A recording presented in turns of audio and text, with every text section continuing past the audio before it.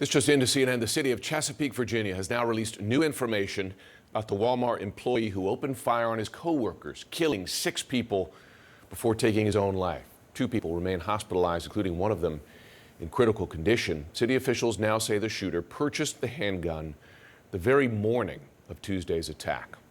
CNN's Diane Gallagher has been following this story for us. They also released a message that the gunman had left on his phone. What do we know?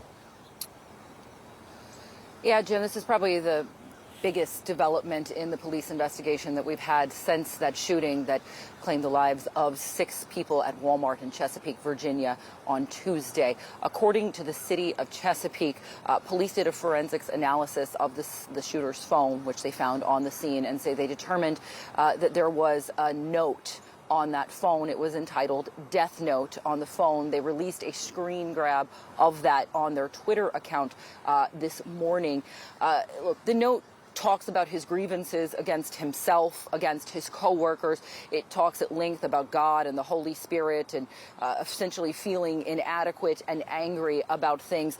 Look, we don't talk a lot about these because essentially they are excuses for murdering people, 6 people at that Walmart. But I do want to read you just 2 excerpts from this here.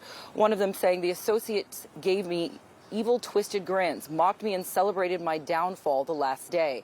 That's why they suffer the same fate as me." It also says, "I wish I could have saved everyone from myself. May God forgive me for what I'm going to do." Again, it was entitled Death Note. The city also adding that there were talks about, we discussed that search warrant that was executed at the shooter's home, Andre Bing, 31 years old, after the shooting occurred. They say that they found a box of ammunition, various items in there in reference to that 9mm semi-automatic handgun that they say he was armed with. In addition to several magazines that were on the scene at his home, they found the box, a receipt, and other paperwork. And again, he purchased that gun on the morning of the shooting there on Tuesday. And look, most important in all of this, the community of Chesapeake trying to recover from this, reeling from that shooting, and those victims who I want to show their faces and say their names again because they are center of this shooting. Lorenzo Gamble, Brian Pendleton, Kelly Pyle, Randall Blevins, Tanika Johnson, and a 16-year-old boy who was killed, all of them working at Walmart. They were co-workers of that shooter, Andre Bing, who, again, was the overnight team lead at Walmart, according to the company, and had been with Walmart since 2010. Many of the survivors we spoke with described the shooter as somebody who was often paranoid or who was condescending and mean to them as employees, and said still, though, that they didn't expect this to be the way that was going to turn out, Jim. The weapon bought the very same day. Diane Gallagher, thanks so much. Yep. Well, in the wake of all these shootings, this time in Virginia and Colorado, President Biden says he still wants to get an assault weapons ban passed in Congress, but with just over a month until Republicans take control of the House, Democrats have a short window to move on really any of the administration's priorities. Here was the president yesterday. The idea we still allow semi-automatic weapons to be purchased is sick. It's just sick. It has no social redeeming value. 0, none. Not a single solitary rationale for it except profit for the gun manufacturer. Can you do anything about gun laws during the lame duck, sir? I'm going to try. What will you try and do? I'm going to try to get rid of assault weapons. During the lame duck? I'm going to do it whenever I got to make that assessment as I get in and start counting the votes.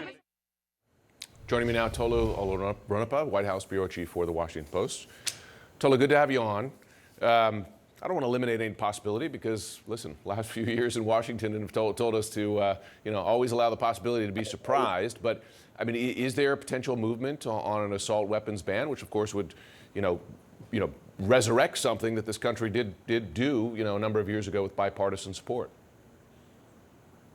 Yeah, Jim, the math just is not there for that kind of law. Even at this moment when Democrats control the House and the Senate, they have tried to push for different kinds of gun laws in the House. It's run into a blockade in the Senate where you have the filibuster rule. And so there's a very low likelihood that this will pass during the lame duck, even though the president has said that he wants to get something done. He's talked about what he was able to get passed earlier this year with a modest bill on gun safety.